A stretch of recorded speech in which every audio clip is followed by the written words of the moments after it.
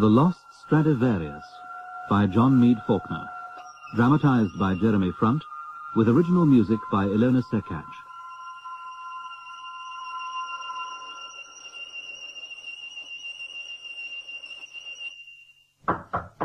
Come in. Excuse me, Mr. Maltravers. I was going to turn down your bed, but if you're busy, I'll come back. No, that's quite all right, lad. And there's some post for you, sir. Oh, thank you. To Edward Maltravers, Christchurch, Oxford. My dear Edward, it was your father's dying request that certain events which occurred in his last years should be communicated to you on your coming of age. Much of the narrative has been exceedingly painful to me to write, but I feel it is better that you should hear the truth from me than garbled stories from others who did not love your father as I did. Your loving aunt, Sophia Maltravers. Your father was born in 1820 at Worth, Maltravers. In the autumn of 1839, when he was 19 years of age, your father went up to Magdalen Hall, Oxford. He soon made the acquaintance of Mr. William Gaskell, a very talented student at New College, and a more than tolerable musician. From earliest boyhood, your father had been passionately devoted to music, and had attained a considerable proficiency on the violin. In May of 1842, Mr. Gaskell returned from a visit to Rome, full of enthusiasm for that ancient city. And did I tell you I had piano lessons from a celebrated professor? It was the first thing you told me, and the third, and the fifth. Yes, well, I'm sorry, John. I've talked about nothing but this trip since my return. My dear William, your descriptions are so vivid that I shan't have to go to all the expense and inconvenience of actually travelling to Italy myself. Well, whether or not you go to Italy, I have brought a little of Italy back to Oxford. What's this? It's an antique manuscript I found. It's in the Italian style, and, yes, here are some examples set for piano and violin. It's a beautiful volume. What is the coat of arms? I've no idea. Some family crest or other. Graziani. The composer, yes. Oh, the time. I've never heard of Signor Graziani. Let's play some now. John, please don't think me rude, but if I don't go now, I'm likely to be gated. Goodness, yes. You look over the manuscripts. Perhaps we can try some out tomorrow. Very well. Now, hurry. Yes, good night, John. The night was unusually warm, with a moon near the full, and John sat for some time in a cushioned window seat. Then, taking up the book bound in soiled vellum, he turned to a suite entitled L'Areopagita. Almost mechanically, he put the book on his music stand and took his violin from its case.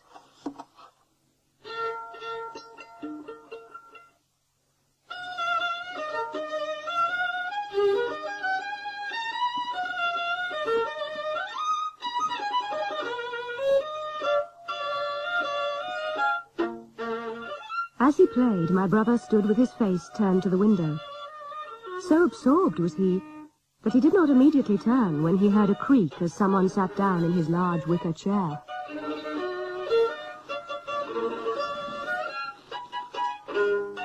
Don't tell me, William, you've decided it's safer for you to spend the night here than risk being...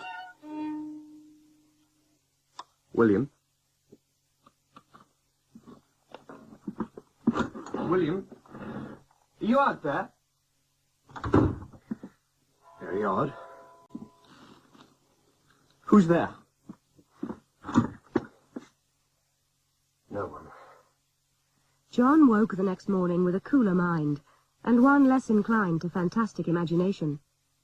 He saw Mr. Gaskell in the course of the day, and they agreed to dine together in John's rooms that evening, and to amuse themselves afterwards by playing some of the Italian music.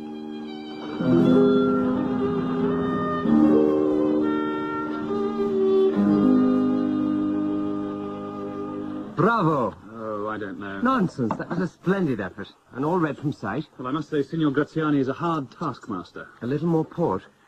A very little if we're going to continue. Continue? Of course we must continue. It's the Galliarda next. Yes, and it looks as though a fellow needs a clear head and a steady hand. Ah, but it's worth the effort. In that case, play on.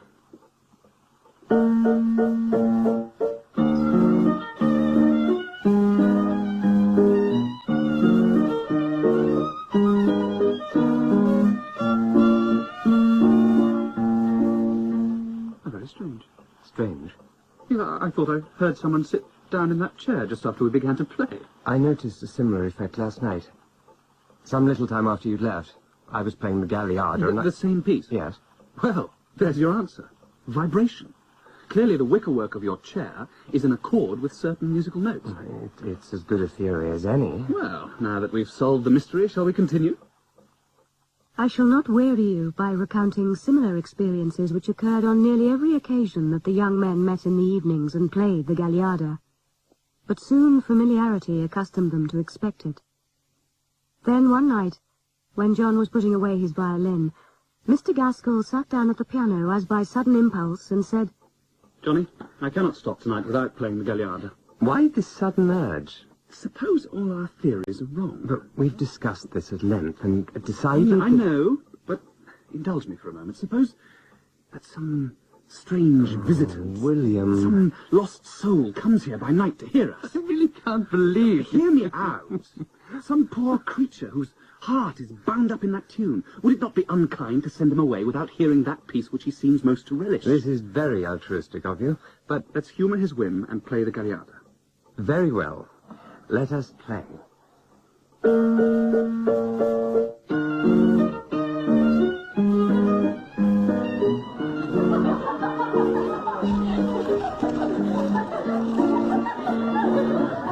Ah, leggiadra musica da camera.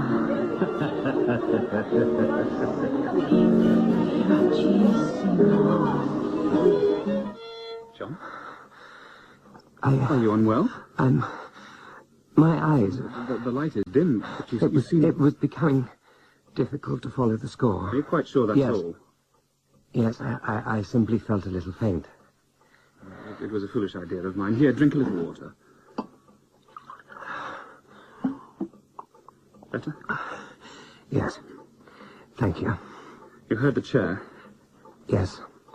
I heard it, William. Well, I only hope we succeeded in entertaining our guest to his usual satisfaction. Why'd you say he? Did you envisage our spectral friend to be a female? No, not at all. I simply thought... Well, I thought perhaps you had some visual evidence to prove it was a male. Listen to me. This is all very amusing, but faintly ridiculous, don't you think? On this occasion, Mr. Gaskell was late returning to New College, and was admonished with a fine and confined for a week. Thus the musical practice was interrupted, but resumed on the first evening after Mr. Gaskell's punishment was expired. At the end of the evening, the two young men finished, as usual, with the Areopagita.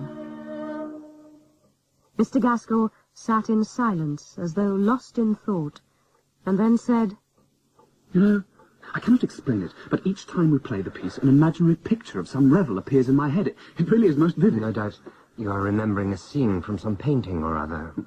Perhaps. But as I say, it is extraordinarily vivid. I can even describe the scene. Several couples are dancing in a long room lit by a number of silver sconces. The dance is quite unlike anything we might see today. The movements are most liberated, the gestures unbridled, even amorous. An arcade of arches runs down one side of the room. At the end is a gallery for the musicians, and on its coved front a florid coat of arms, a shield bearing a cherub's head blowing on 3 lilies. The couples advance, set and recede, their gestures so free and provocative, my imagination should be ashamed to recall. And amongst so many foreigners, I see a young man with an English type of face. His features, however, always elude my mind's attempt to fix them. And all this is revealed to me only during the first 16 bars of the Galliarda. With the last note of the 16th bar, the vision is gone. It's as if a veil is suddenly drawn across the scene, and I'm left with a sense almost of some catastrophe. John? What? What do you make of my antiquarian vision? I expect you're recalling fragments you've seen on your travels. But I cannot recollect where I might have seen such things. And it's all so real, so vivid. What can it mean, I wonder? In the summer of 1842, John wrote inviting me to come to Oxford for the commemoration festivities. I had been spending some weeks with Mrs. Temple and her daughter, Constance. I was 19, and Constance a year my junior. The Temples were distant cousins of ours, but owing to the considerable distance between Worth Maltravers and their house of Royston in Derbyshire, our families had hitherto seen little of one another. And all this land is the property of the university? The meadows are actually owned by Christchurch. The college owns large portions of the city. There is a theory that you can walk from Oxford to Cambridge without leaving Christchurch land. And have you attempted such a journey? Alas, not. Oxford can be divided into two sorts, sporting men and non-sporting men. I've never been of a very robust constitution and therefore fall into the latter category. Oh dear. I do hope you're not finding this walk too arduous. I dare say I shall survive it. I would so hate to overtax you. I don't believe you could, Miss Temple. Sincerely, I don't. John seems most at ease with my cousin, Mrs. Temple. Yes, and I suspect his charms have not eluded Constance. Do I detect a smile, Sophia? It is a very beautiful day. A day for romantic musings, would you say? A day for plots and schemes? I'm sure I don't know anything about plots or schemes, Mrs. Temple. Hush now, child. All I will say is it seems impossible that I should find a more lovable sister, or my brother a better wife. We were to leave Oxford at 10:30 on Thursday evening. After we dined together for the last time at our lodgings, we walked in St. John's Gardens. Oh, listen. A nightingale. Oh, what a magical sound. On such an evening one feels as though almost anything could happen. Sophia, I think we should make our way back, if you're to make your connection at Didcot. Oh, yes, John's right. But you ladies must visit us again. There's so much more to show you. John reached his rooms shortly before 11 o'clock, sad at our departure, but happy in a newfound world of delight which his admiration for Constance Temple opened to him. He was, in fact, deeply in love with her. I know I should go to bed, but I shan't sleep.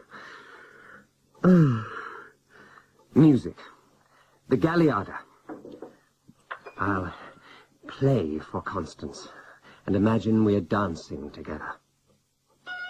How many times had my brother played the Galliarda? And how many times had the chair creaked within the first 16 bars? And so he was no more surprised when some 8 bars in... Come for your recital, have you? William would be amused. But as he played on, he became aware of a new and overpowering sensation. It was as if he was entering strange and uncharted waters. At first it was a vague feeling, so often experienced by us all, of not being alone. Still, he did not stop playing. Come now, John. You are alone. It's simply the potency of the music. There is nothing to fear. In a few seconds, the impression of a presence in the room became so strong that he was actually afraid to look round. But in another moment he felt that he must see what or who this presence was. Without stopping, he slowly turned.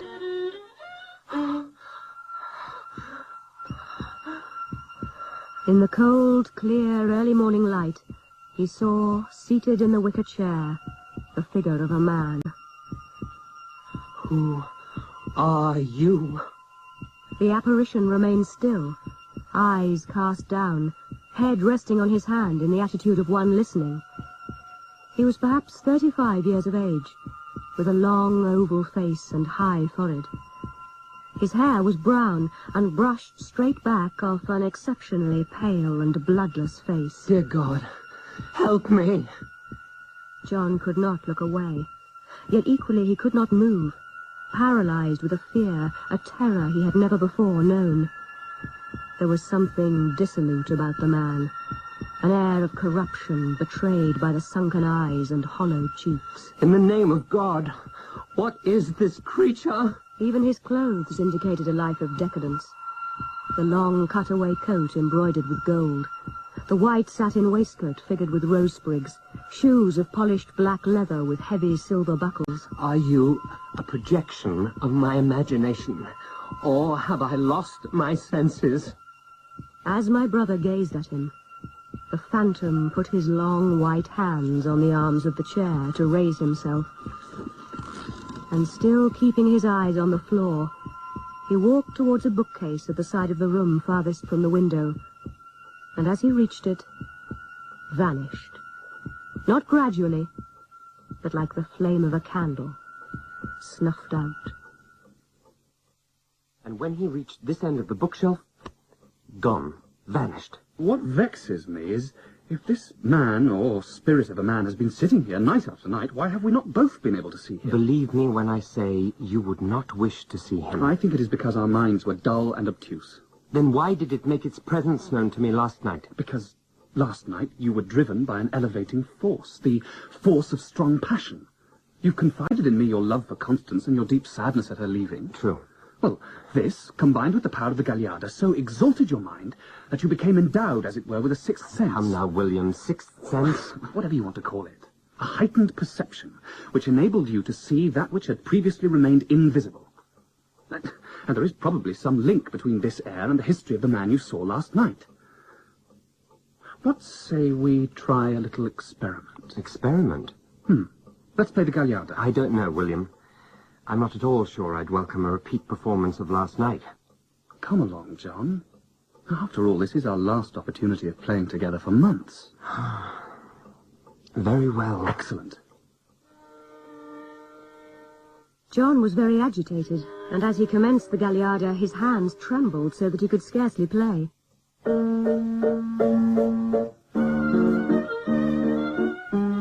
But for the first time, the charm failed. No noise accompanied the music. Both were surprised, but neither had any explanation to offer. My brother was now almost disappointed that nothing had occurred, so quickly does the mood of man change. And so the young men parted for the long vacation. That summer at Worth Maltravers was, I think, the happiest of our lives. A season of brilliant and continued sunshine. But none could guess that the small cloud seen in the distance was later to rise and darken all our days. John had a small cutter yacht, the Palestine, in which he and I made many excursions, visiting Weymouth, Lyme Regis, and other places of interest on the south coast. I should like to take you into my confidence on a matter of extreme delicacy, Sophia. Oh, you intrigue me.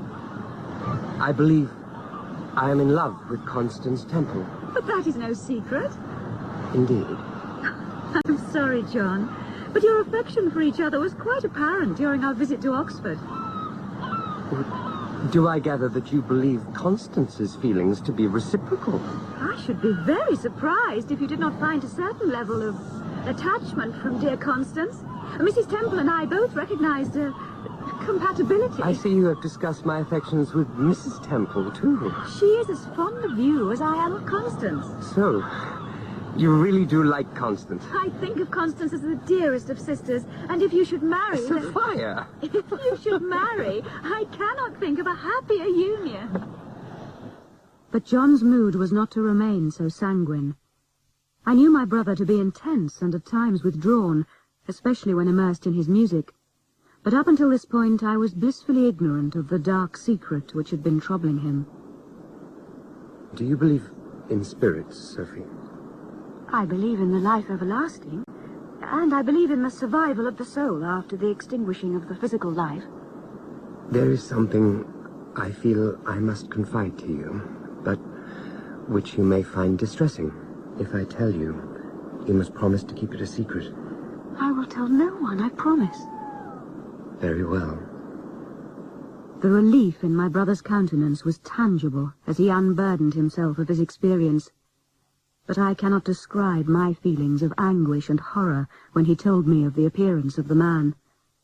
Though he had never even given me any description of the melody of the Galliarda, I felt certain that he not infrequently played it. Then, one wet afternoon in October, a week before he was to return to Oxford, John walked into the drawing-room where I was reading. Sophie, in all the time I've been here, we have been most negligent. How so? We have not played a note of music together. John took up an oblong music book bound in white vellum, placed it upon the desk, and proposed that we play a suite by Graziani. I knew at once that he meant the Areopagita. Why do you wish to play this, of all pieces? It's very beautiful. But does it not carry with it unfortunate resonances for you? I really think we have nothing to fear at Worth. And if I'm not afraid, why should you be? Very well, if you're so eager to play this piece. Oh, good. I'm certain you won't regret it. Here we are. It starts here. But I was so alarmed at the possibility of any evil consequences ensuing that when we commenced the Galliarda, I could scarcely find my notes. John stood looking out of the window across the sea. I had taken the copy of Graziani's suites off the desk, and as I closed it, a streak of evening sunlight fell across the room and lighted up a coat of arms stamped in gilt on the cover. A shield bearing a cherub's head blowing on 3 lilies. The coat of arms which John had told me Mr. Gaskell had pictured as hanging on the musician's gallery of his phantasmal dancing room. On the 12th of October, John returned to Oxford. Oh, these medlars are delicious. Sophia sent them to me. They're from our tree at Worth. And very good they are, too. Now, tell me, what has changed in here? Changed? Yes, there's something about the room. Oh, the bookshelves. God, you've had them moved. Yes. I discovered that the binding on one of my books was nearly ruined. A rather beautiful volume of Plato, as it happens. By what cause? Lack of forethought. Some member of the college authorities saw fit to place the bookcase directly in front of a chimney flue. Ah. Ah, indeed, William. You may well say ah. Well, that explains the acoustical improvement in the room. Earlier, when we played the Galliarda, there seemed to be an echo, almost as if someone in an adjacent room was playing the same air. There was something I did notice. Yes? A distinct lack of creaking from the wicker chair. Yes, of course. Do you think our visitor has tired of our playing? Let's hope so. Talking of the Areopagita, have you looked closely at the cover of the music book? If not, do so now, and tell me what you see. Mm-hmm. Good Lord. Is that not the coat of arms you described to me? The one you imagined seeing in your antiquarian scene? It is. It was Sophia who made the connection. Oh, John, you didn't relate that idle tale to your dear sister. I'm afraid I did. But I did not refer to it as an idle tale, nor do I think of it as such now. After Mr. Gaskell left, my brother pulled the large wicker chair in front of the fire and sat there looking at the glowing coals, thinking of his beloved Constance. As the firelight danced on the panelled wall, he noticed a badly hung picture placed where the bookcase formerly stood. He had forgotten, as he got up to alter it, that this was the precise spot where, 4 months earlier, the mysterious man had disappeared. Now, let's see if that's straight. Not quite. Just up a little to the left and... What's this? Feels like a hinge. If I can just... It is. It's a tiny door hinge. Where's my pocket knife? Now, if I can...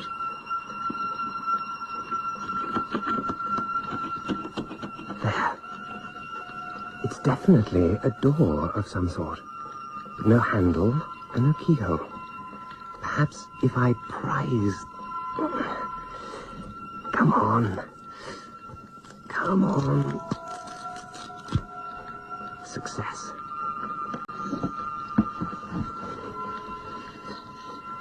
Good Lord. John determined that he would take his discovery to London and obtain the opinion of Mr. George Smart, the celebrated dealer, at his establishment in Bond Street. What have we here? An instrument which requires authentication, and if it is what I believe it to be, in need of renovation. And what do you believe it to be? A Stradivarius. Oh, I see. My dear Sir John, I hope you have not been led into buying an instrument by a faith in its antiquity. No. Well, we'd better take a look at it then, hadn't we? Could you pass my magnifying glass, please, Sir John? Here. Thank you. Well, in the course of my career, I thought I'd seen nearly all the finest productions of Stradivarius, but I confess myself mistaken. Then you agree? This violin is of the master's golden period. It is incontestably genuine. and finer in some respects than any Stradivarius that I have ever seen.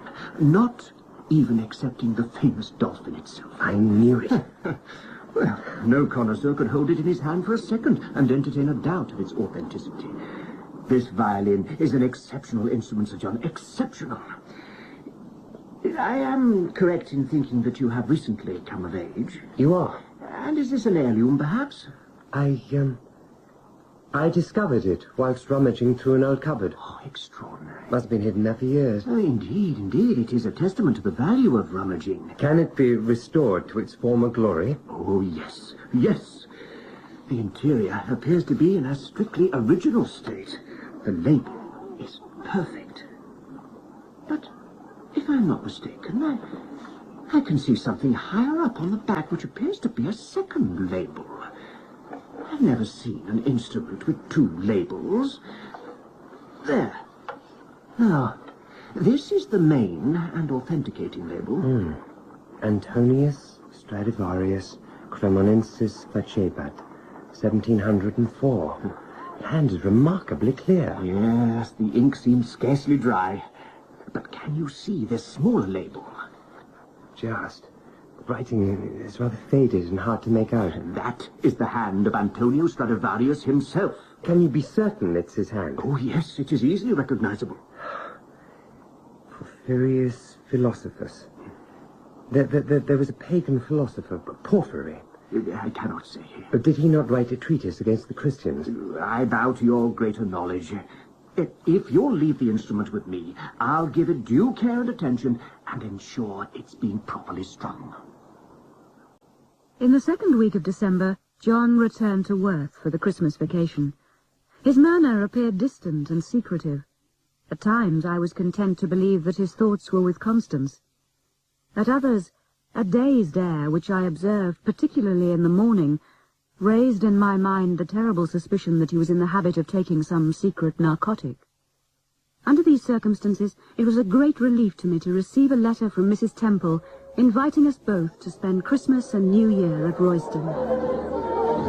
This is a most agreeable party, Mrs. Temple. Thank you, my dear. Oh, dear, I do hope the new roof can withstand a storm. I should so hate to see all these handsomely dressed young men and women drenched by rain. I very much doubt whether anything could dampen their spirits this evening. And you, my dear Sophie, are you not dancing? Unlike some young ladies, I do not have a very great aptitude on the dance floor. I find that difficult to imagine. Excuse me, Miss Maltravers, I believe. You have the advantage over me, sir. Captain Swetnam at your service, ma'am. I wonder, would you grant me the honor of a dance? Well, Of course you would, my dear. Very well, Captain Swetnam.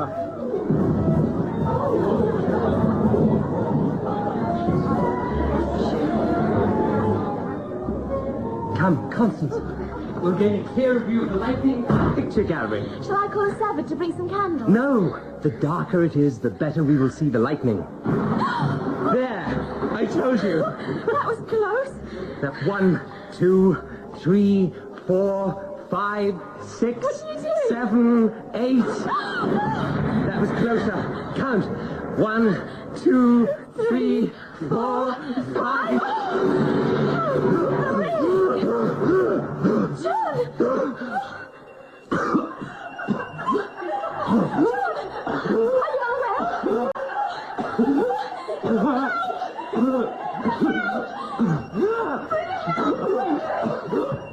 No! No! No!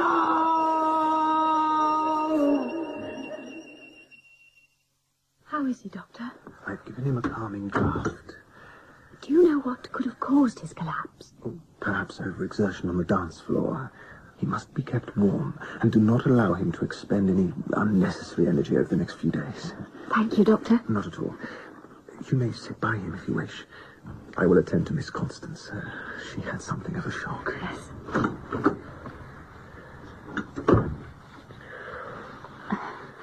Sophie. Oh, shush, John. You must rest. Sophie, I must speak to you.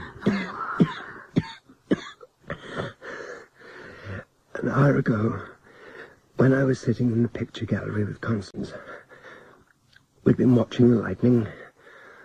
When the storm had passed, it had been my intention to ask her to become my wife. Oh, John. Before the opportunity arose, there was a brighter flash than all the others, and I saw,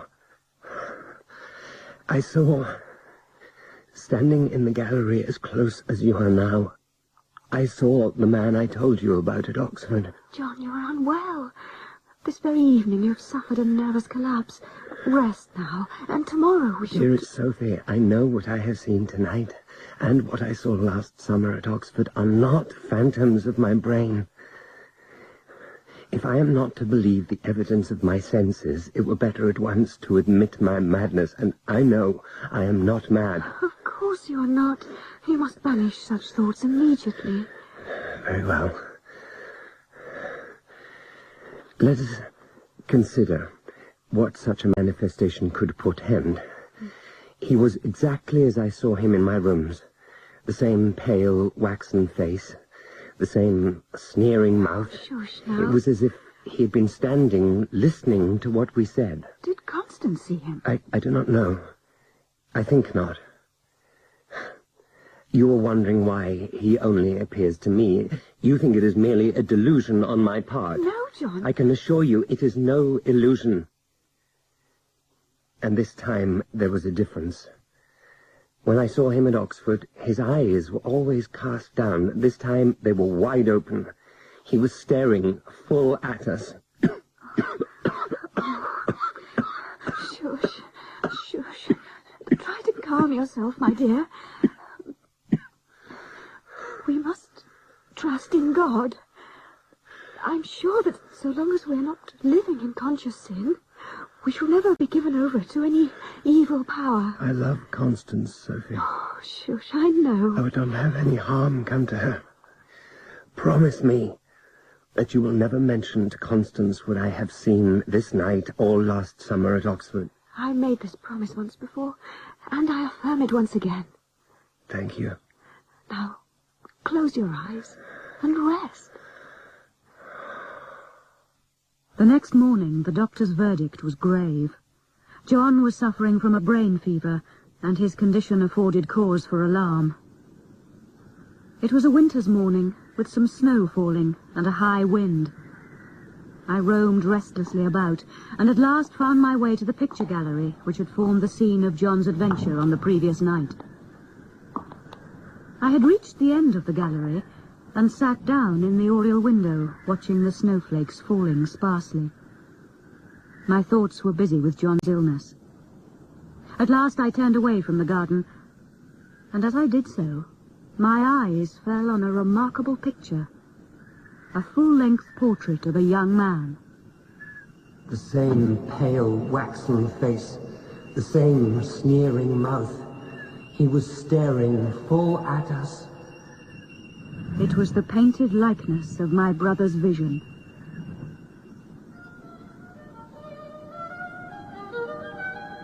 After the first intense surprise had subsided, I experienced a feeling of great relief, for here was an explanation of my brother's vision of last night. But if the spectre he saw at Oxford was merely an effort of disordered imagination, how was it that he had been able to describe it exactly like that represented in this picture? Prior to this visit, John had never been to Royston.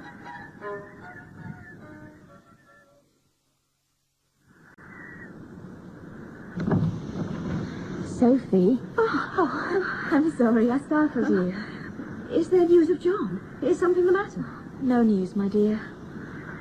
Whose portrait is this, Constance? It's a very striking picture. Yes, a splendid painting of a very bad man. His name is Adrian Temple. He once owned Royston. An ancestor? Unfortunately, yes. Oh, it's very cold in here. Oh, come to the drawing room and we'll order some tea.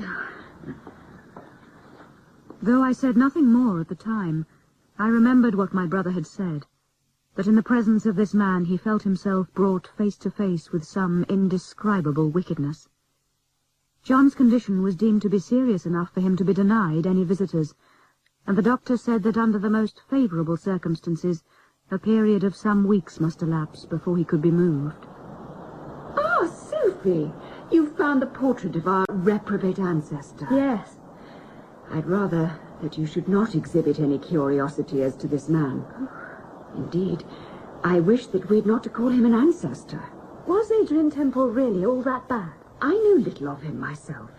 His life was of such a nature that no woman, much less a young girl, would desire to be well acquainted with. Oh, dear. I see that your curiosity remains unabated. Great villains are always intriguing. Very well. Adrian Temple was, I believe, a man of remarkable talent, and spent most of his time between Oxford and Italy. Do you know which college he attended? I do not, and I'm quite certain he would not be acclaimed by the authorities as one of their proudest alumni. But he lived at Royston. He visited occasionally. He was last heard of in Naples. It is believed that he succumbed during a violent outbreak of the plague, which took place in Italy in the autumn of 1752. Did he not possess even one virtue? The only good trait that has been handed down concerning him is that he was a masterly musician. You will notice in the portrait his hand rests upon a musical manuscript. Oh, yes. Yes, I see. And what was his instrument? The violin. Yet, even that he put to the basest of uses. My dear, are you unwell? Sophie? Yes? Oh, forgive me, Dear girl, you look quite pale. I'm probably in need of a little fresh air. I will ask Constance to walk with you. One more question. Was Adrian Temple a handsome man? That is a girl's question. He is said to have been very handsome, but certain experiments spoiled his complexion and turned it deadly white. I dare say it will not surprise you, Edward, as indeed it did not surprise me, to discover that the musical manuscript which lay beneath the subject's long, pale hand represented the opening bars of the Gagliarda from Graziani's l'Areopagita suite. Before his restoration to health was complete, the attachment between John and Constance had ripened into a formal betrothal. By Easter his health was pronounced to be entirely re-established, and on returning to Oxford he found the Stradivarius waiting for him. But John, knowing he was not the instrument's rightful owner, kept it a secret, playing it only when alone, and always locking it away in its secret cupboard. The summer term passed away, and the final examinations were now over. The last night of term had arrived, the last night, too, of John's Oxford career. Damn this place. Why must people interrupt one so? One moment.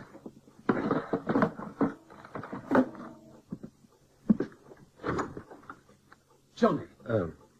Hello, William. I was passing down New College Lane when I heard you playing the Areopagita. Indeed. Well, your playing sounded better than ever. I mean, your musicianship has always been... Oh, look here, I must have interrupted you. I'll go. No. Well, I came barging in here, and you clearly want to be alone. No, please, William. Stay a while. If you're sure. Yes, of course. You must forgive my manner when you arrived. My mind was elsewhere. No, I quite understand. The truth is, all day I've been afflicted by the most melancholic and nostalgic thoughts about Oxford.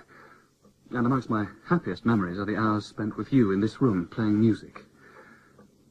Let me enjoy the pleasure of playing with you once more in Oxford. You must have practiced the violin diligently of late. As I came along, I was spellbound by your music. William... How about the Areopagita suite? William, will you be terribly offended if I decline? Oh. Well, no, not at all. If you'd rather... These last few days have been very taxing, and I feel somewhat fatigued. Yes, of course. I do hope you understand. Naturally, I should be going myself. Things to pack away and all. Yes. Well, goodbye, John. Goodbye, William. I wish you every prosperity in your marriage. Thank you, and I hope you will find equal happiness one day. Do not entirely forget your old comrade. No. And remember, if at any time you should stand in need of a true friend, you know where to find him. Thank you, William. Oh, John, you have deceived a good and honest man.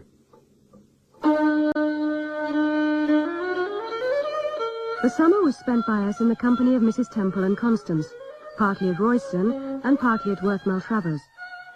It was impossible for my brother to conceal the Stradivarius violin from us, shutting himself up as he did hour after hour for the purposes of playing. He did not recount to us the story of its discovery, contenting himself with saying that he had become possessed of it at Oxford. None of us was aware of the enormous value attached to the instrument. So the summer fled, and on the 1st of September, John and Constance were married, after which they immediately departed for the continent. How quiet the house seems without the sound of the violin. I must persuade you to play for me one evening, Sophia. Oh, I will gladly play, but you must not expect to hear music of the high standard set by my brother. A letter for you, madam. Thank you. It's in John's hand.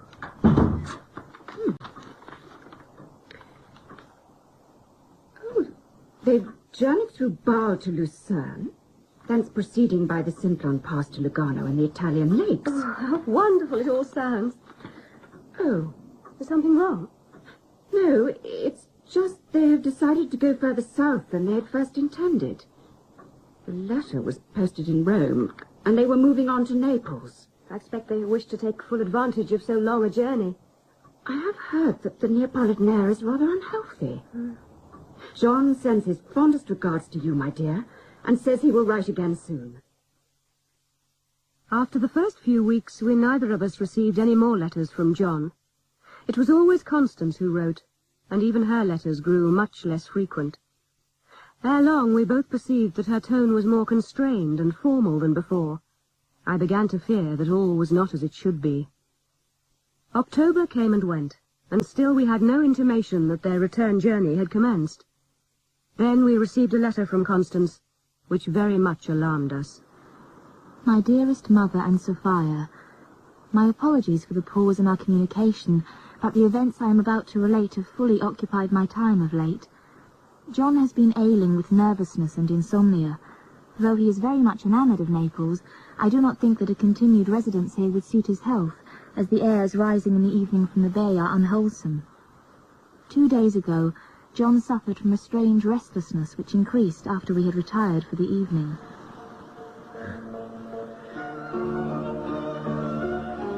John?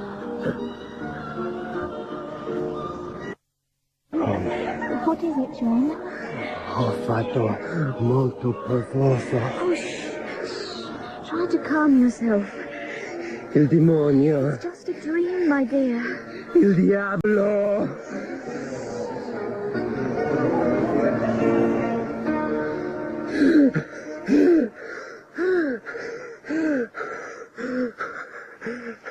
John was so deadly pale and so exhausted that I insisted on his keeping to his bed until I could get medical advice.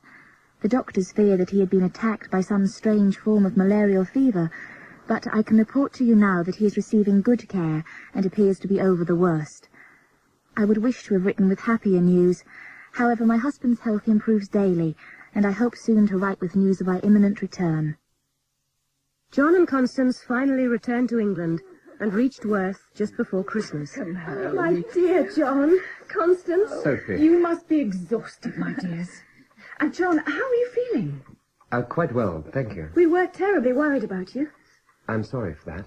Are you sure you're fully recovered? You look pale. Oh, believe me, Sophie, despite his lack of colour, the John you see before you is a great improvement on the man he was in Naples. Please, don't fuss, Constance. I am merely trying to reassure your sister. Yes, I know. But I'm tired of being observed as some sort of medical curiosity. The doctors were bad enough. We are safely back at Worth. Let that suffice. Now, come, Constance. I want to hear all about the exotic sights. It was a source of infinite pain to Mrs. Temple and to me to observe that John's former moodiness and abstraction seemed to have returned with increased force. He appeared little except at meals, shutting himself up in his morning room or study, and playing continually on the violin.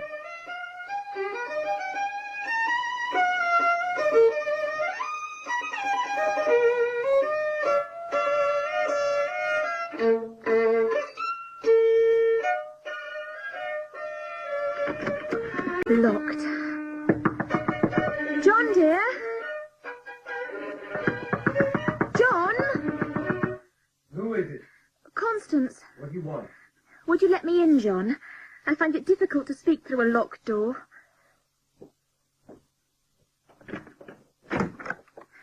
Thank you. You look very pale, John. Do I? This room feels airless. To you, perhaps, but it suits me. Why are you being like this, John? I'm not being like anything. Do I displease you so very I've really much? no idea what you're talking John, about. tell me, I beg you, if I have done something to anger you so. I'm not angry. Then how else am I to interpret your mood? Please, try to control yourself, madam. Do you expect me to behave in as cold a manner as you? I expect you to exert a little self-discipline. I dislike uncontrollable displays of emotion. What has happened between us? We are married. That is all. Was I so mistaken to believe that marriage was the result of love between two people? You have done well enough, I think. What do you mean by that, John? John, explain your last statement. I am a man of quiet, solitary pursuits. You knew that when you undertook your vows. Now, please, leave me in peace. As you wish.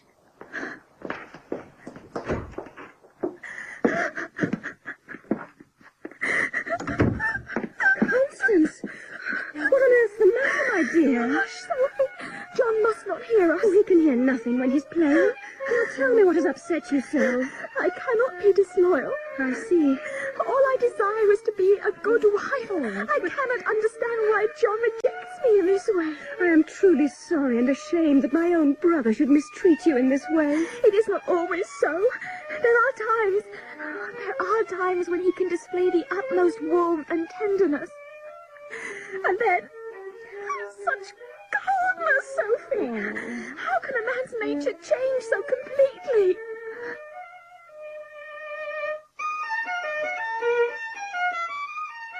In the course of the next few months, John's treatment of his wife became more callous.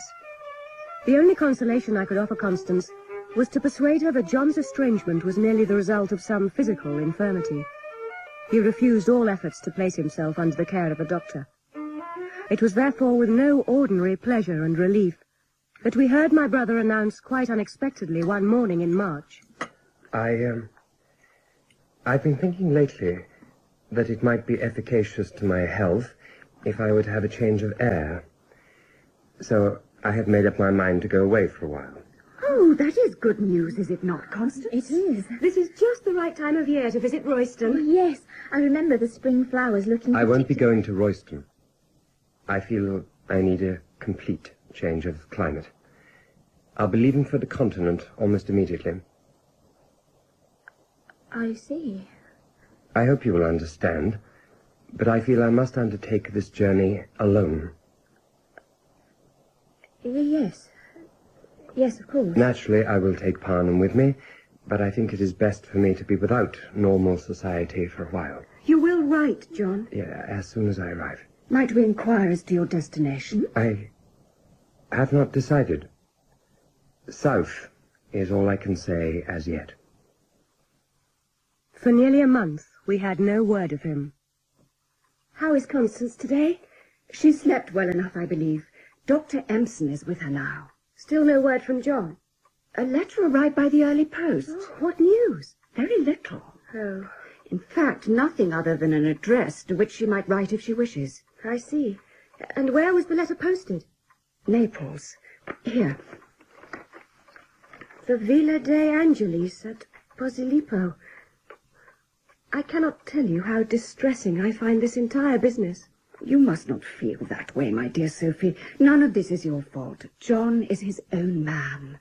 That is precisely what worries me. What on earth can you mean? Oh, you will think me foolish. Oh, I could never think of you in anything but the highest terms.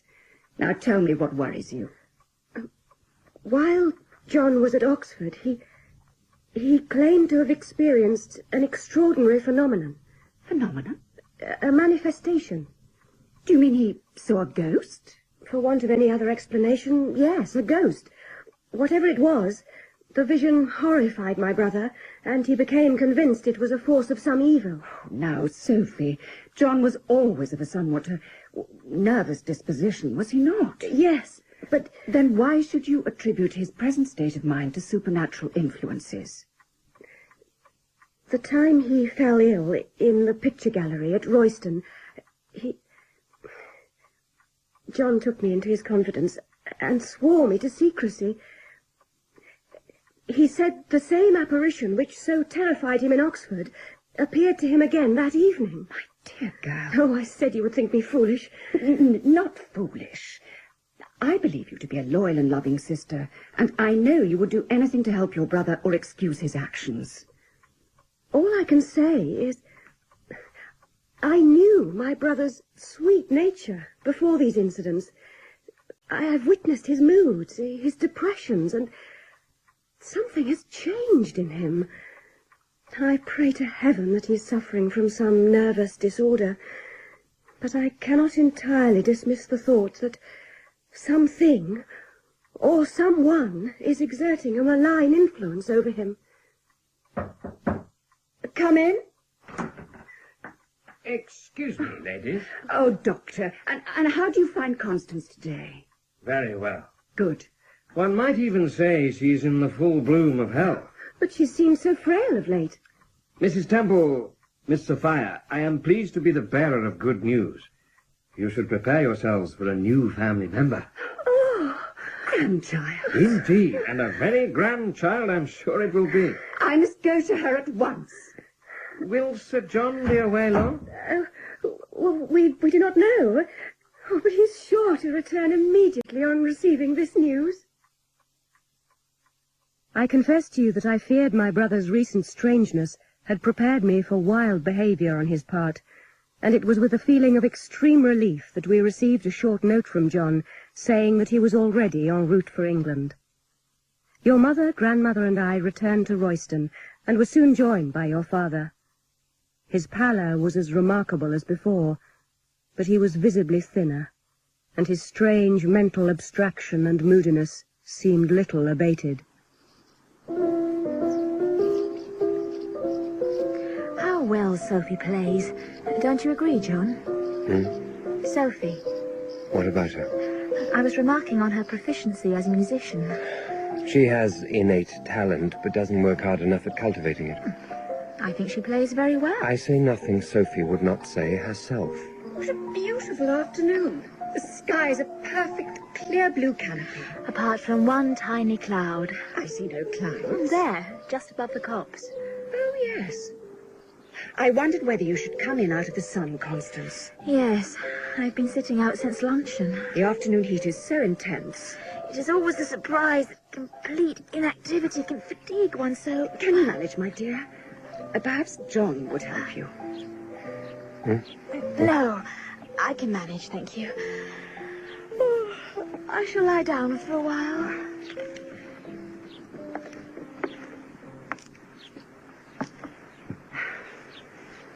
What are you reading, John? John? Yes? What are you reading? It's the work of the Neoplatonist philosopher Porphyry. Would you mind very much putting the book down for a moment? There. Thank you. Do you wish to speak, or did the lowering of the book suffice? Constance may be your wife, but she's still my daughter, and I still nurture a mother's desire for her offspring's happiness. You may think that your feelings towards her are none of my concern, but I think it is quite plain to see that she is not happy. Furthermore, she is in a most delicate condition. Now, I'm going to ask you a question, and I would like a clear, uncomplicated answer. Does Constance have a rival for her affections? No. Thank you. That is all I required. Needless to say, Constance knows nothing of this conversation. Good afternoon. You are right. Right? My feelings for your daughter are none of your concern. There is no... However, I wish no unhappiness for Constance. I will endeavor to interfere as little as possible in her daily affairs, but in return I need quiet and solitude for my studies. I'm sure she will respect your wishes, John. I'm sure we all shall.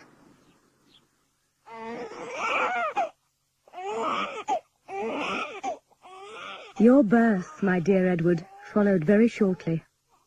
It saddens me to relate that your father exhibited little interest at the event, though he sat nearly half an hour with Constance one afternoon, and allowed her even to stroke his hair as time long passed. One evening near the end of July, we were sitting after dinner in the drawing-room at Royston. Constance, who was once more downstairs, sat playing at the pianoforte. My brother had been sitting in an easy chair reading some classical work during his wife's performance and taking little notice of us. But after a while, he put down his book and said,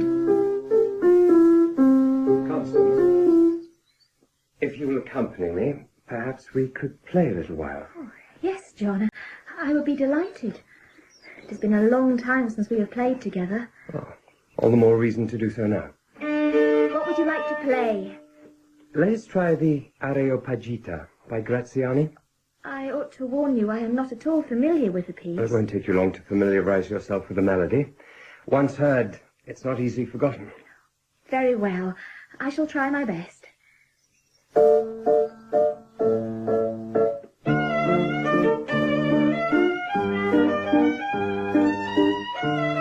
Never mind. Keep going. Oh, no, keep going. No. Oh, for God's sake! This is impossible. Let Sophie play. John, how could you? I'll go to her. I never thought to hear my brother speak to anyone in such a manner, let alone his own dear You wife. don't understand. No, I do not. I must go to her. Sophie! You should be ashamed of yourself.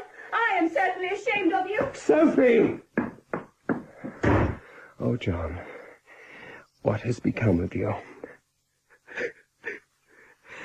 What has become of you? We put Constance to bed, but it was some hours before her compulsive sobbing ceased. I sat with her till after 1 o'clock, then left her dozing off to sleep and returned to my own bedroom. My head had scarcely touched the pillow ere I fell into a deep sleep.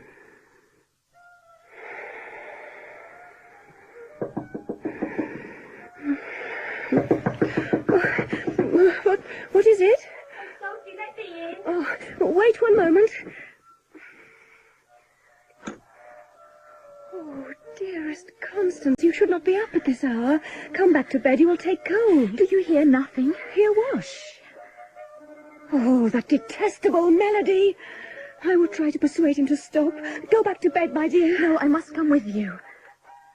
Constance took my hand in hers, and we moved together down the passage. It was as if some irresistible attraction drew us towards the music. As we reached the end of the passage, the air of the Galliarda grew more and more distinct. It appears to be coming from the picture gallery. Turn back now, Constance. No. John is your brother, but he is my husband. Whatever we must face, we face together. We crossed the landing, treading carefully and silently. We hesitated before the door to the gallery. Then I reached out my hand and grasped the handle. Sophie! Oh, he appears to be in some sort of trance. He's sitting in the same place as on the first night when he told me how he loved me. He did not see us, and we made no sign, standing afar off in silent horror at the nocturnal sight. This was the first time I had realized how sunk were the hollows of his eyes, and how haggard his features had become. What is he staring at in that way? He kept his eyes fixed on something at the opposite side of the gallery. The portrait of Adrian Temple. Is he mad, Sophie? Do you think poor John is mad? Oh, Constance, come back to bed. We can do nothing.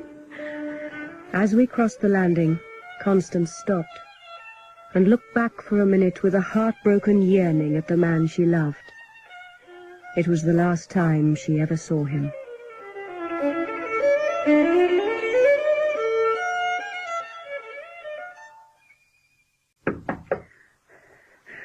Come in. Excuse the hour, miss, but I found this note and I thought you'd want to see it straight away, seeing as it's in Sir John's hands. Oh, thank you, Susanna. What time is it? It's a little before 6, miss. My dear Sophie, I find that my continued sojourn at Royston is not beneficial to my health, and have thus determined to return to Italy. If you wish to write, letters will reach me at the Villa de Angelis. I have instructed Parnham to follow with my baggage. Your devoted brother, John. Oh, it's not bad news, I hope, miss. The letter, miss. Do you know when my brother left? Oh, his valet said Sir John sold his horse very early this morning and set out for Derby. The master told Parnham he'd be taking the early mail thence to London, miss. Do you know if he took any baggage with him? No, miss, no baggage. Just his violin case. Oh, of course, his violin case. Oh, thank you, Susanna. You may go. Yes, miss. A fortnight after John's departure, we removed to Worth, wishing to get some sea air and to enjoy the late summer of the south coast. Your mother seemed entirely to have recovered from her confinement, and to be enjoying as good health as could reasonably be expected under the circumstances of her husband's indisposition. But suddenly, one of those insidious maladies which are incidental to women in her condition seized upon her. Within a few hours of her first seizure, we all realized how serious was her case. Oh, how is she, Doctor? I was hoping that the danger period had passed, but alas not. She has developed symptoms of blood poisoning and is running a high fever. What can be done? Everything that can be done has been done. All we can do now is wait and pray. Is it possible to communicate with Sir John? Can the situation be that grave? It would be best to err on the side of caution. Within a week, poor Constance was in her coffin. It was not till the end of November that any word came from John, and then he wrote only one page, making no reference to his wife's death, but saying that he should not return for Christmas. I need not tell you the effect that such conduct produced on Mrs. Temple and myself. About the end of March, and quite unexpectedly, my brother's valet, Parnham, returned to Worth. I inquired of the master whether I had displeased him in some way or failed in my duties, but he said I had been an excellent servant. He simply no longer required the services of a valet. Tell me, Parnham, how would you best describe my brother's state of health? He is paler and thinner than when you saw him last. Oh, I would not have thought that possible. And in recent weeks I have seen him grow visibly weaker. Though I was sorely tempted to ask him many questions as to his master's habits and way of life, my pride forbade me to do so. And so spring passed, and summer was well advanced, when on the last morning of July I found waiting for me on the breakfast table an envelope addressed in my brother's hand. My dearest Sophie, come to me here at once, or it may be too late. I want to see you. They say that I am ill and too weak to travel to England. In haste, your loving brother, John. I think you must go to him at once, Sophie. I was feared you might feel resentful in the light of recent events. However I may feel, John is still your brother. Bring him back to Worth, my dear, and try to bring him back to the right way. I pray that I will be able to do so. I shall leave for Royston before your return. However ill he is, I dare not see John after all that has happened. I understand entirely. You rang, miss? We must pack immediately. We're to travel to Southampton and thence to the continent. Yes, miss. Hurry, Susanna. We must make haste. We took the short route by Marseille and Genoa, and travelled for 17 days without intermission. I had never been in Italy before, but my anxiety was such that my mind was unable to appreciate the beauty of the scenery. I can, in fact, remember nothing of our journey, except the wearisome and interminable jolting over bad roads and the insufferable heat. What's happening, miss? I really have no idea. It seems to be some sort of procession. Driver? I say, driver! Si, signorina! What is all this noise? Oh, my good Lord! What is it, Susanna? Oh, it's a body, miss. Body? There, look, they're being carried by those black-vested priests. It is not a body, my dear, merely a statue. Si, Signora della Grotta! What'd he say? I think he said Our Lady of the Grotto. She must represent some local saint. Well, I can't imagine a statue of St. Paul being carried round an English town with such a lack of respect. These people are different, Susanna. Their customs owe more to ancient heathen deities than to Christianity.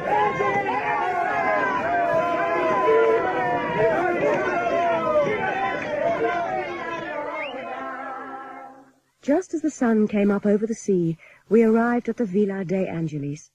I sprang from the carriage and, passing through a trellis of vines, reached the house. A manservant was in waiting. He spoke no English, but had evidently received instructions to take me at once to my brother, and led the way to an inner part of the house. John! My dear Sophie. Potete andare, Raffaella. Sì, grazie, signor. Buonanotte, signore. Raffaella, he plays to me when I have difficulty sleeping. Very, very talented, don't you think? Oh, John, why did you not ask me to come earlier? You are here now. That is all that matters. But you are clearly not well. Is there anything I can do? Water. A little water from the jug.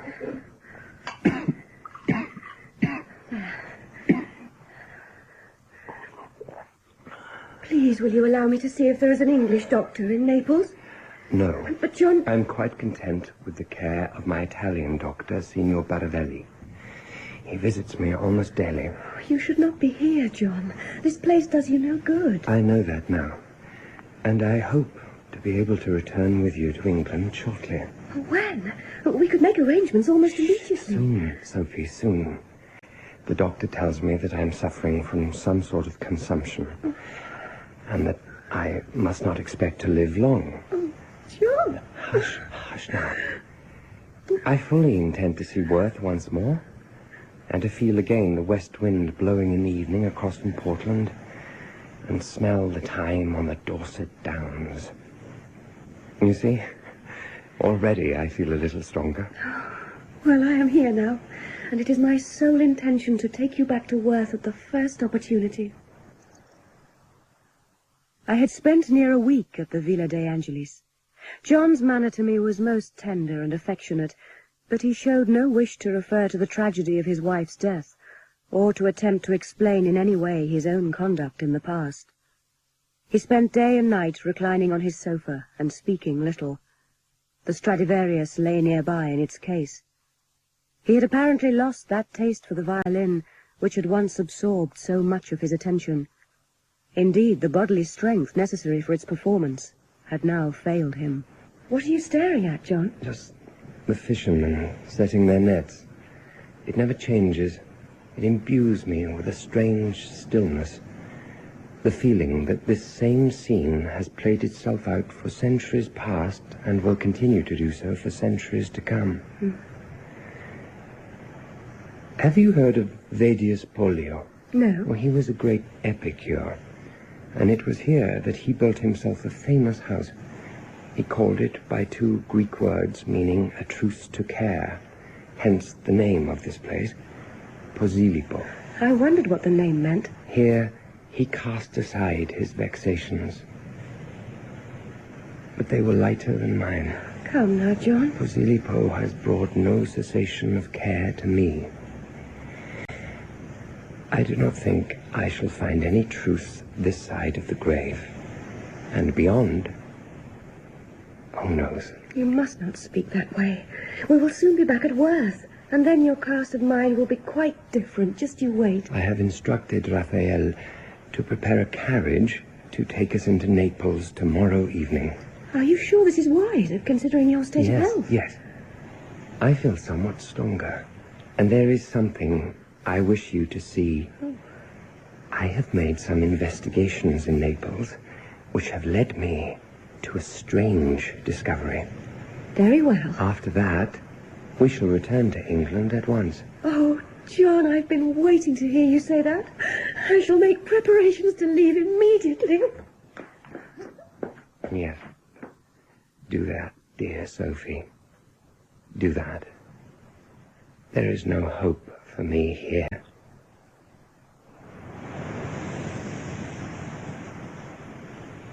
Shortly after 6 o'clock on the following evening, we left the Villa de Angelis.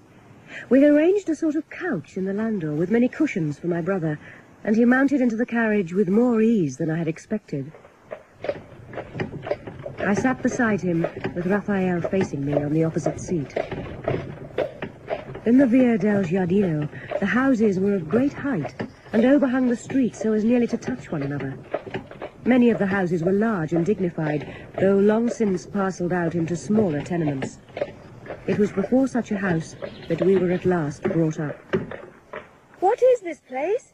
Unlikely as it now seems, this was once a palazzo. Aprire la porta, Raphael. Si, signor. Now, help me down, Sophie, while Raphael unlocks the door.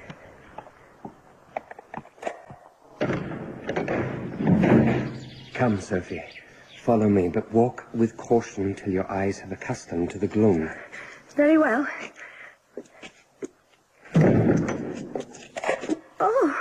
Excuse, signore. I will need you and Raphael to help me climb the stairs. Of course. We reached a landing at the top and found ourselves in a small chamber directly over the shop. It was quite empty, except for a few broken chairs, and appeared to be a small loft, formed by dividing what had once been a high room into 2 stories, of which the shop formed the lower. My brother sat down on one of the old chairs to collect his strength before speaking. Do you recall I told you something Mr. Gaskell once said about the music of Graziani's Areopagita suite?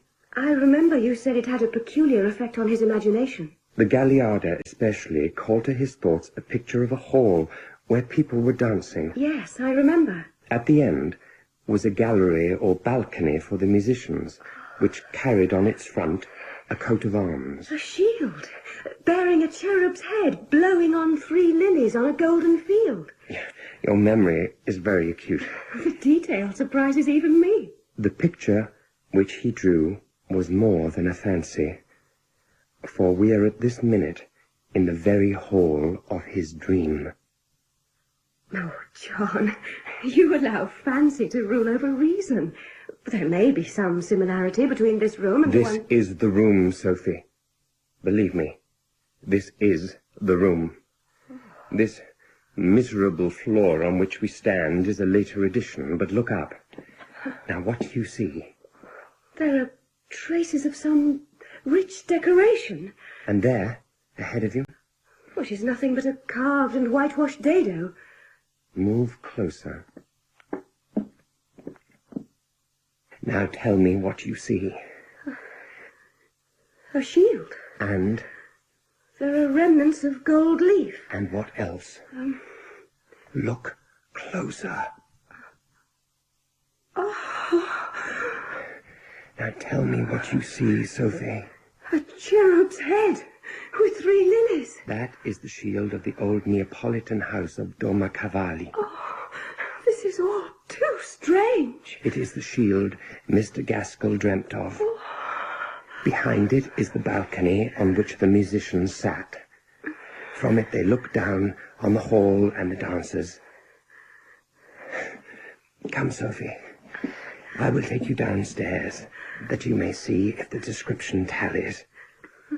The evening light had now faded so much that we could scarcely see, even in the passage, and the shop, having its windows shuttered, was in complete darkness. Raphael struck a match. In the light of 3 half-burnt candles, I could see the interior of the shop for the first time.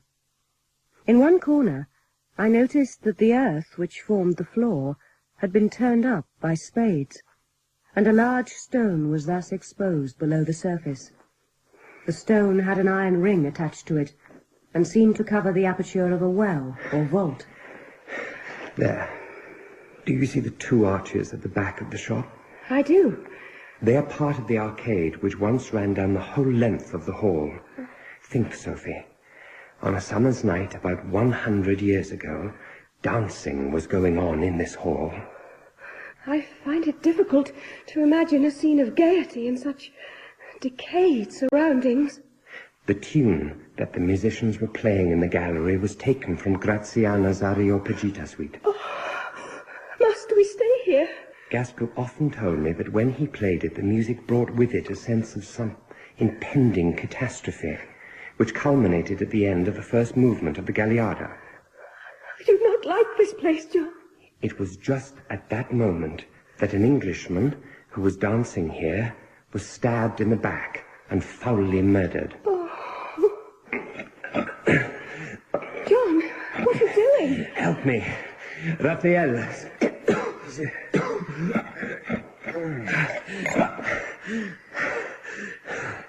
Now, come, Sophie.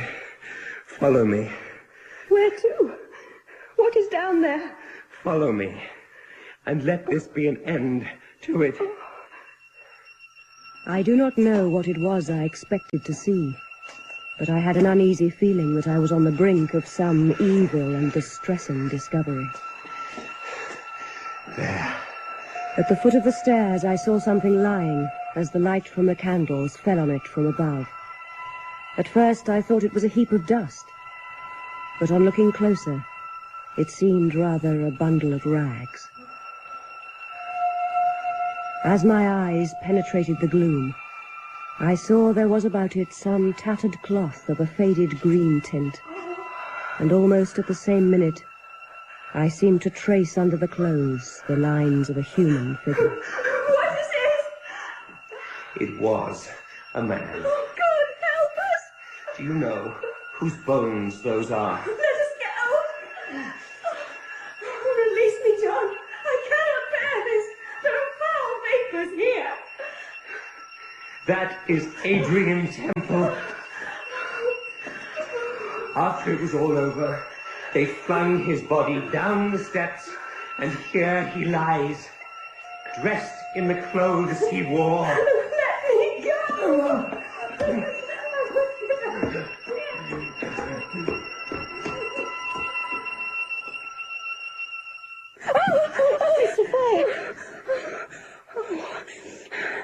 Susanna, how did I get here? The master brought you home, miss. Raphael carried you up here. Oh, John, how is my brother? The boys sat with him all night. I believe he is showing signs of great weakness. I must dress and go to him.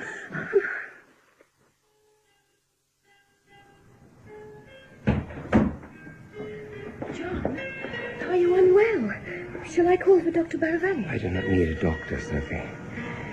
The only thing which may bring me some relief would be an immediate return to England. Are you strong enough? I am as strong as I am likely to become. Raphael will return with us to England. As you wish. For the duration of our journey, John made no allusion to the incidents of the evening spent in the Via del Giardino, nor did I wish to renew memories of so unpleasant a nature. And so we returned home to Worth Maltravers. John's health improved very gradually, but still sufficiently to inspire me with hope that he might yet be spared to us. He never referred to his wife, his child, or to Mrs. Temple. I wondered at times if his illness had entirely blotted out from his mind the recollection of his marriage and of his wife's death. But one evening in early December, he called me to his room. You never show me my boy now, Sophie. He must be grown a big child. He's at Royston, under the care of Mrs. Temple. Yes. Yes, of course. If you would like to see Edward, I'm certain she would be glad to bring him down to work. Yes. Yes, I would like that very much. Good. I shall write to her at once. And where is Gaskell? Mr. Gaskell? Yes. Why does William never come to see me? Shall I write and ask him to visit? Would you be so kind? It would be good to see dear William once again. Mr. Gaskell's generosity brought him at once to our aid, and within a week he was installed at Worth Maltravers. Mrs. Temple replied to my letter saying that she hoped to bring you, Edward, to us at the new year. Your father seemed much pleased at the prospect of seeing his son. It was Christmas Eve, and I had gone to bed shortly after 12. It must have been near 3 in the morning when I found myself awake.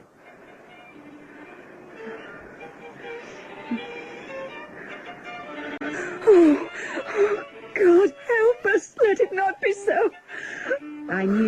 instantly what it was, and felt a choking sensation of fear and horror, as if an icy hand had gripped my throat. The memory of another night rushed to my mind, when Constance had called me from my bed at Royston.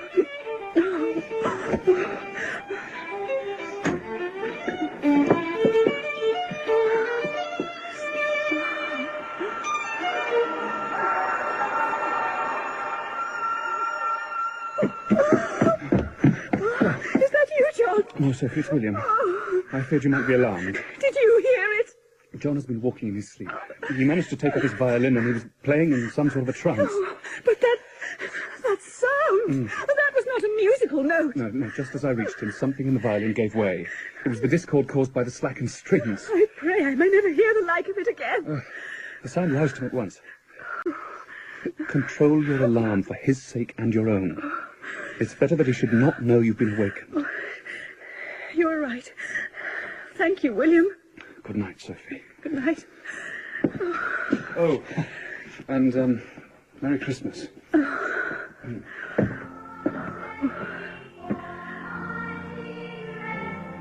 That Christmas morning was one of the most beautiful that I ever remember. I had risen early and had partaken of the sacrament at our little church.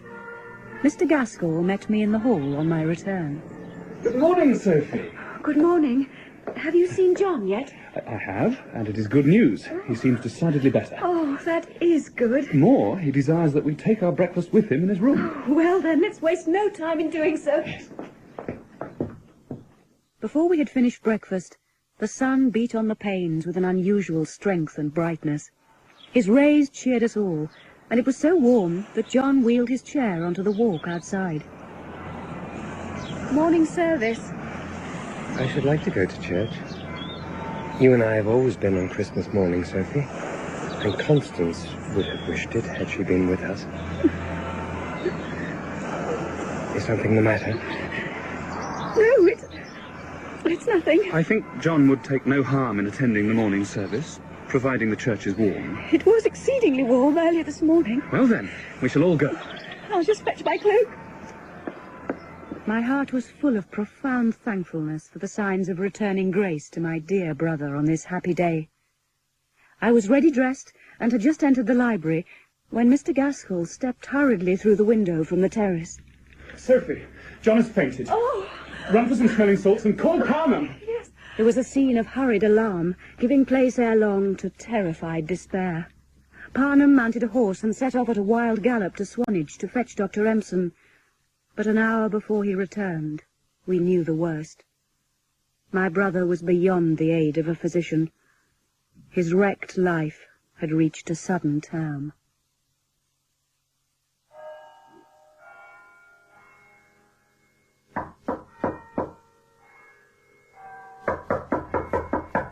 Come in. What, Edward? Jack, come in. Oh, you've forgotten, haven't you? Forgotten? Sculling, sir, sculling. I waited a full hour at the boathouse before abandoning all hope and deciding I should pay you a visit, lest you'd fallen under a fever or overindulged on Founder's Port. Jack, I'm so sorry. How can I ever... 1 hour, sir. 60 frostbitten minutes. What's the matter, Eddie? Bad news?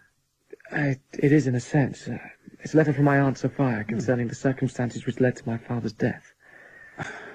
I'm sorry, Edward. I burst in here, ready to... No, please don't apologise. It's simply... Well, I shan't be able to put my mind to anything... I quite understand. I shall leave you straight away. You don't have to... No, I must. Call on me, well, whenever you wish. I have now, dear Edward, completed the brief narrative of some of the facts attending the latter years of your father's life. The rest you know. Conjointly with Mr. Gaskell, your father appointed me his executor and guardian of his only son.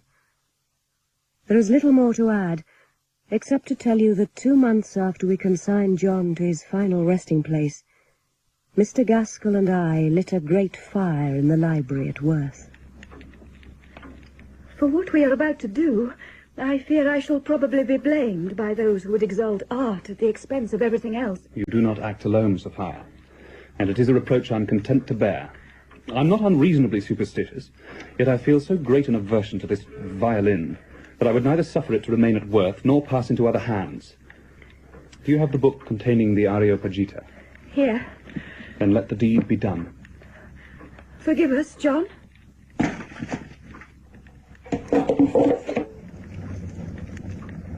Mr. Gaskell and I stood by and watched the Holocaust.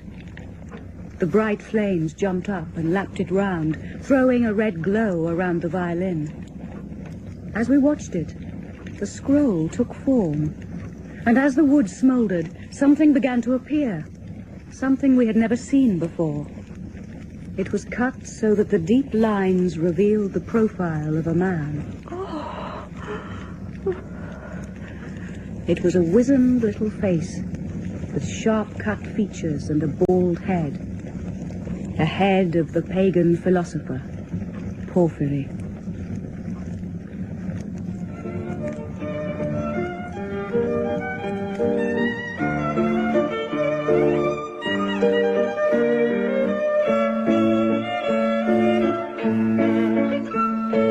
In The Lost Stradivarius by John Mead Faulkner, dramatized by Jeremy Front, with original music by Ilona Serkach, Paul Rees was John Maltravers, Patience Tomlinson Sophia, Colleen Prendergast Constance, Joanna David Mrs. Temple, Nicholas Bolton William Gaskell, and Alex Lowe Edward. Other parts were played by Shirley Dixon, Joanna Munro, Chris Pavlo, Sean Baker, and Christopher Scott. The musicians were Wilf Gibson and Tony Stenson. The Lost Stradivarius was directed by Tracy Neal.